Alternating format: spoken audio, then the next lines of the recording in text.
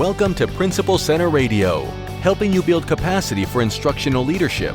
Here's your host, Director of the Principal Center, Dr. Justin Bader. Welcome everyone to Principal Center Radio. I'm your host, Justin Bader, and I'm honored to be joined today by Dr.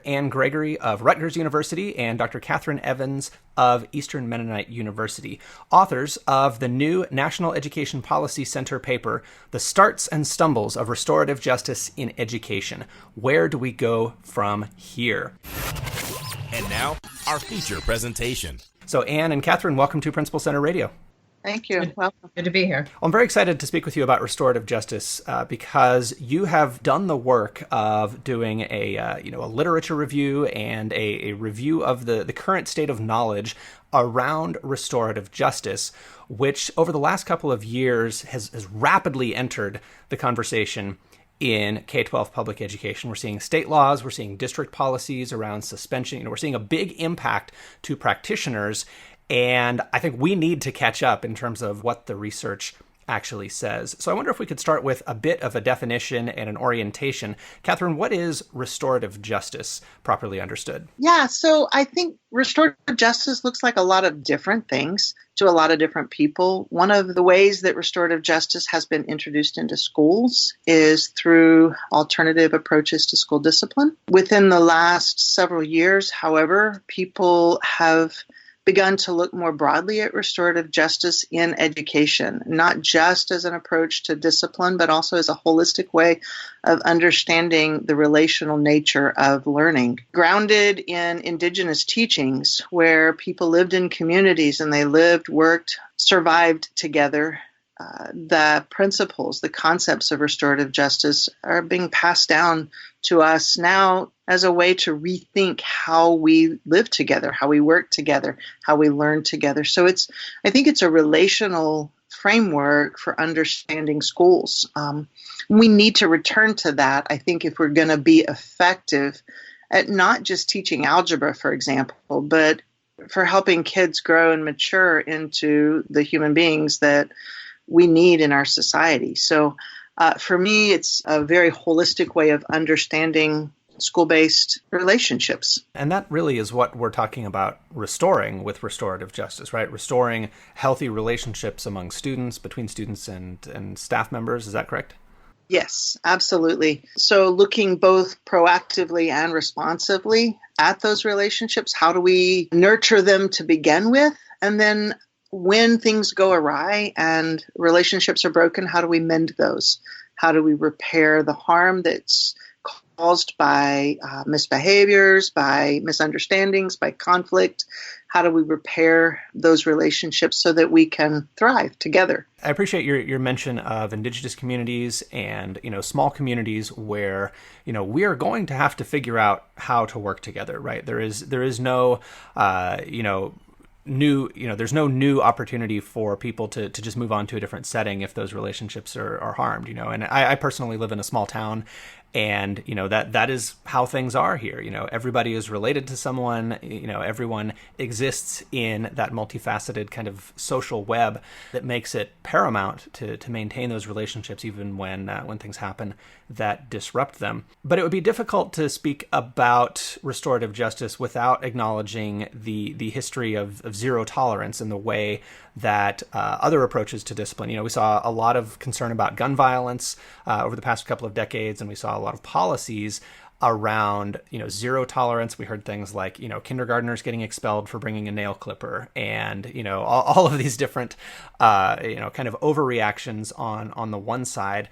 How does that context and that history of zero tolerance play into what's happening with restorative justice today? Across the nation, we're working on transforming school discipline, and part of it has been in reaction to the large body of research showing suspension can actually, an exclusionary discipline can worsen students' trajectories, right? That if a student's relationship to school is already somewhat tenuous, it can increase a student's probability of dropout. And on top of that, in terms of the issues around the school to prison pipeline and a kind of rampant zero tolerance policies, there's been a focus on racial justice accompanying restorative justice, this idea of increasing equity in schools as being absolutely essential in moving this work forward. So as you know, suspension and exclusionary discipline has been kind of questioned and challenged as a quote unquote intervention. Schools are looking for other approaches.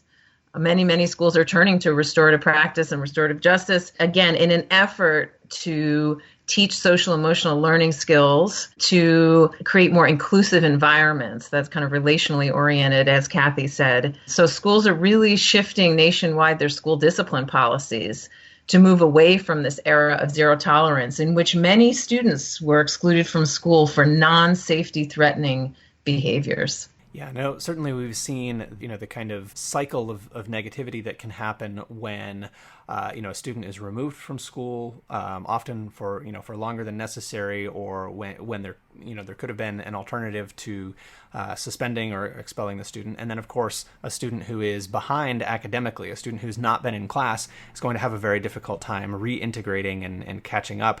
And I'm glad that we're finally starting to see, the foolishness of policies like suspending kids for being tardy, and excluding kids from school for things that are not a safety threat to other people, but are basically a sign that student needs help and needs to be, better integrated and better, connected with in order to succeed academically. But I also want to acknowledge that restorative justice is coming into the profession from two different angles. And I want to make sure that we accurately capture, the kind of organic development and the successful functioning of these practices that's happening in many of the schools that have been studied, as well as the policy side that is affecting schools that maybe are not on board.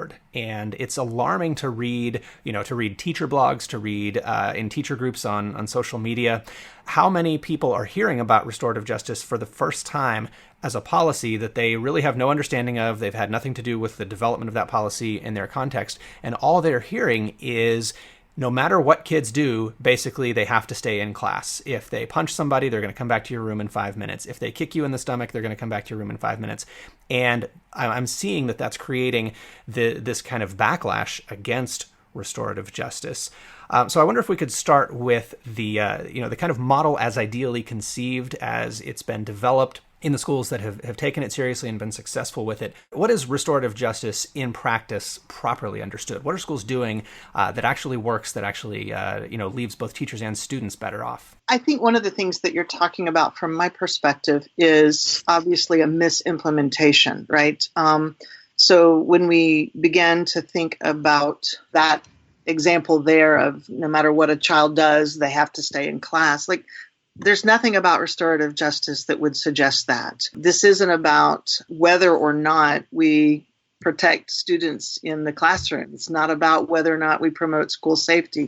And if someone is suggesting that restorative justice means that there's never a suspension or there's never a consequence, that's a misunderstanding. Restorative justice actually promotes accountability, but it provides the support with that accountability so that we're nurturing students' growth and well-being, that we're helping create opportunities to learn from different situations. Actually, the accountability for student behaviors might be higher because we're not just looking for a compliance model, are you in school, but we're actually looking for growth on the part of the students, social emotional growth, well-being, motivated learning. We're looking holistically at students' needs and their behaviors. So I think that would be a gross misunderstanding of restorative justice to say that there's no consequences. And I would just add, you were suggesting, what do we know about good implementation? It sounds like, what are the component parts in schools? And I would say, first of all, that the kind of science of implementation science has a long way to go, first of all, to say we've got a lot more to learn about what good implementation looks like. But I would say having, both Kathy and I have studied carefully implementation and learned a lot from the field too. Many practitioners have shared their wisdom around implementation. And a few things I would say is that some schools are starting with staff saying, we need to think about having a healthy staff community, healthy adult relationships. So how do we repair harm among staff ourselves? How do we build community and connection and our own social emotional competencies? There's a focus too on not just this kind of top-down look at students having skill deficits, but to say we all can improve. So there's a real focus on this idea of prevention, building community in schools. Schools are doing, what we often hear about, things like community building circles, really intentional focus on having relational supports in schools. And then they're also very much concretely and clearly developing policy and procedures for communication and skill development for students who are struggling with behavior and dysregulation. Where implementation too can go awry is when it's unclear what teachers are supposed to do when they need support addressing a student's developmental needs.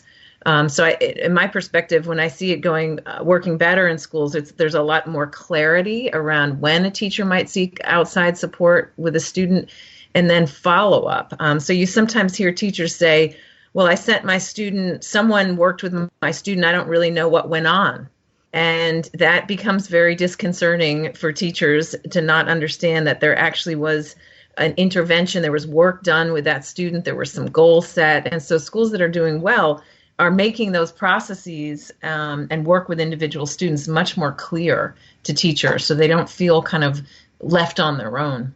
Yeah, I think for a while the research would say, are you doing restorative justice or are you not doing? And we have to look deeper into how those practices are being implemented. And if all we're doing is responding to quote unquote misbehavior without establishing those holistic practices that change the nature and the culture of our school, I think we're going to be missing opportunities to support not only our students, but our faculty and staff. Our teachers are burning out at unprecedented levels, and we have staffing issues with teachers. And when we create these toxic school environments where everything is punitive and it's hierarchical and it's competitive and it's individualistic, nobody thrives in that environment. Teachers don't thrive, students don't thrive, administrators don't thrive.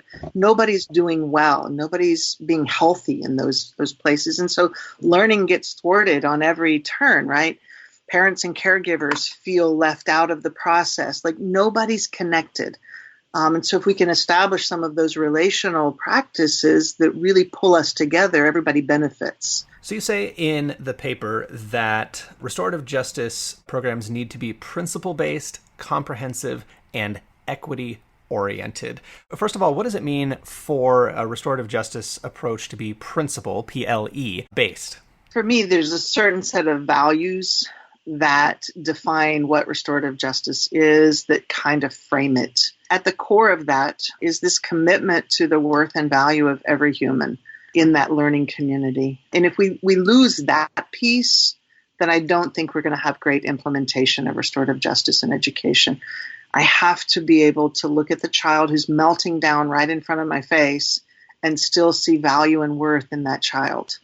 And have to believe that they are reachable, that they matter, that it's worth my effort and my time to invest in them. The parent that comes in screaming because they feel like their child was treated unfairly, I have to see that parent as valuable and worthy and honor what they're bringing, even if it's really difficult for me to be able to meet that need in that moment. So at the core, I believe, is that commitment. And then just treating with one another with respect and dignity and mutual concern, which are three core values of restorative justice in education. If we lose those pieces, I think no matter how many circles we sit in or how many conferences we hold, we will miss opportunities to build the kind of community that we're hoping to build.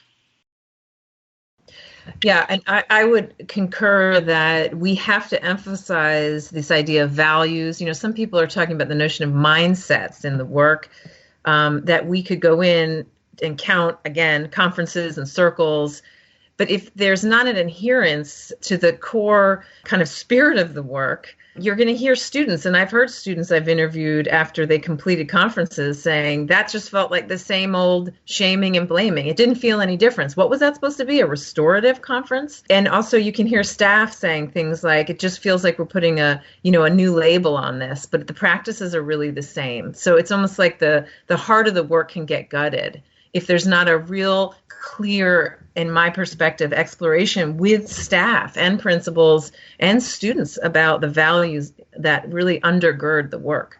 There's some work right now amongst restorative justice and education folks to look at readiness. And by looking at readiness, figuring out like what is the temperature of the school, and are we ready to start training in circle processes, or do we need to back up and look at kind of the culture of the school first to determine whether or not implementing restorative justice right now might actually just replicate the punitive models that are already in place, or do we need to kind of slow up our implementation and actually make sure that we're having those kinds of mindset shifts before we start training everybody in how to do it?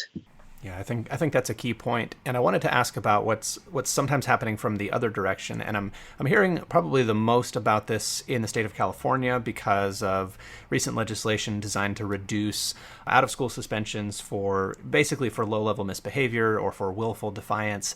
And that, for a lot of classroom teachers and perhaps school administrators as well, is the first kind of required, you must pay attention to restorative justice now kind of situation that they've been in as educators. And I imagine you share this concern that restorative justice is being misimplemented, that it's being misconstrued as basically kids can never be sent out of class, kids can never be sent home, you don't have to worry about safety, we don't suspend kids for any reason.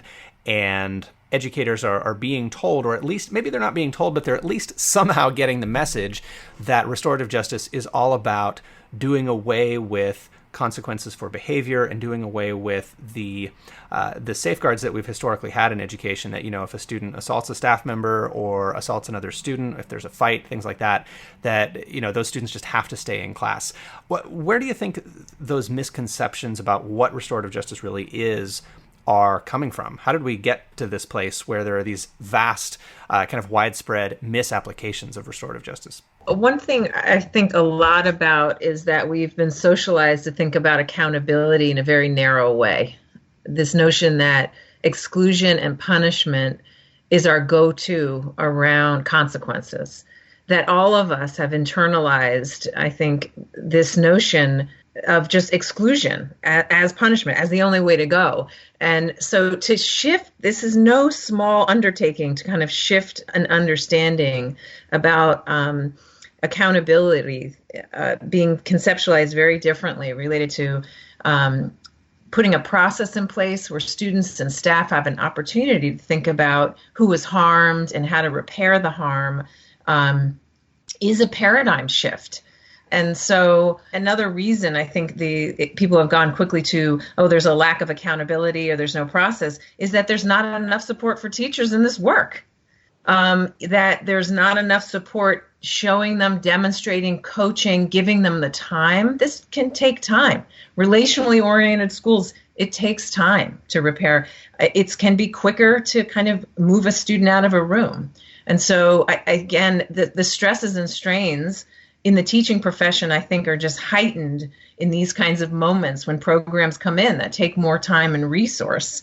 And so we're seeing those tensions. I see restorative justice being something that people are really excited about and really hungry for in contexts where maybe the readiness to invest the time and the collaborative effort are not there. And I almost see restorative justice being used sometimes as a Band-Aid in schools that really need a lot of things to happen. They need staffing stability, they need funding stability, they need leadership stability. And restorative justice is often kind of clung to as this lifeline, like, oh, well, we'll just become a restorative justice school without the investment. So I guess my question is, if properly understood, restorative justice seems like the kind of effort that really does take some effort, that does take certain resources and certain actions on the part of leaders and of classroom teachers to really do right. I think the last thing any of us want is to just slap a new label on old practices and call it restorative justice. What are some of the assets that need to be in place and some of the processes that need to occur for a school to succeed with a restorative justice effort? One of the things for me is to slow down. If we're really looking for transformational types of processes, we have to slow the process down. And I think sometimes that means really working with your staff first, working with teachers and educators. I think we need the resources in place to support the practices that we're hoping to see. For example, I don't think it's reasonable to ask a classroom teacher to facilitate a restorative justice conference for two kids that got in a fight. They don't have the time. They don't have the energy. Their job is to teach math. And so having people in place who can actually do that work to facilitate those kinds of practices. But also, I think, not underestimating the support that educators need to just do their work better. That means professional development for them, mentoring practices. I think Anne mentioned some of these earlier, but the support that needs to be there to support the day-to-day practices that they have. We know that there's a lot of students that are experiencing trauma on a daily basis, and that seems to be a buzzword right now, and yet we continually defund our school counseling practices and other support services that would help students who are struggling with trauma. I would add that in terms of thinking through implementation, we call for strategic long-term planning. A lot of schools can move to a train and hope model. They send hundreds, sometimes thousands of educators out to multi-day trainings and then hope that there's some uptake. And given the amount of initiatives that all the principals, administrators, and teachers are juggling, that's just not realistic. I think it's strategic when a principal thinks or a district thinks about, let's do a demonstration school, let's pilot this, let's kind of grow the work, grow from that people who are willing and advocates and are ready to move, have that mindset shift. So, and thinking very, very planfully about the need for booster trainings and support and for reflection and tweaking and iterative improvement.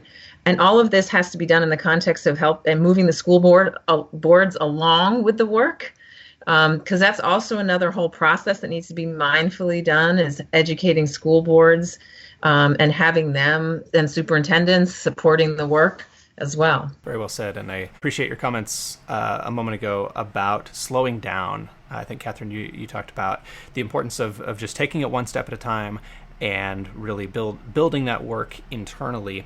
And I think we have to be cautious about hearing about something secondhand or thirdhand and just saying, well, we'll do that here. We'll figure it out.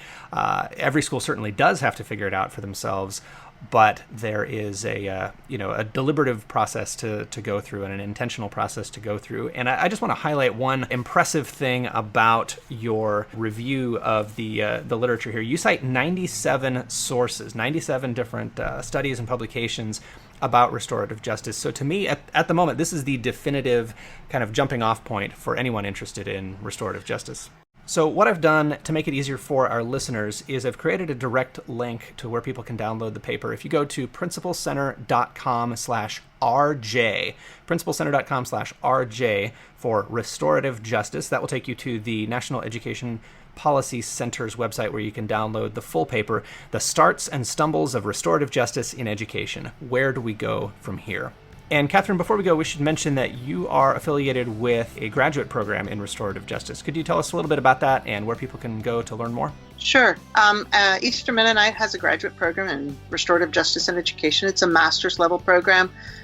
There's a master's in ed in restorative justice in education. There's also a 5-course graduate certificate, which can be done both in an online format and a face-to-face format. You can find more at www.emu.edu/RJE. Well, Katherine Evans and Anne Gregory, thanks so much for joining me on Principal Center Radio. It's been a pleasure. Thanks for having us.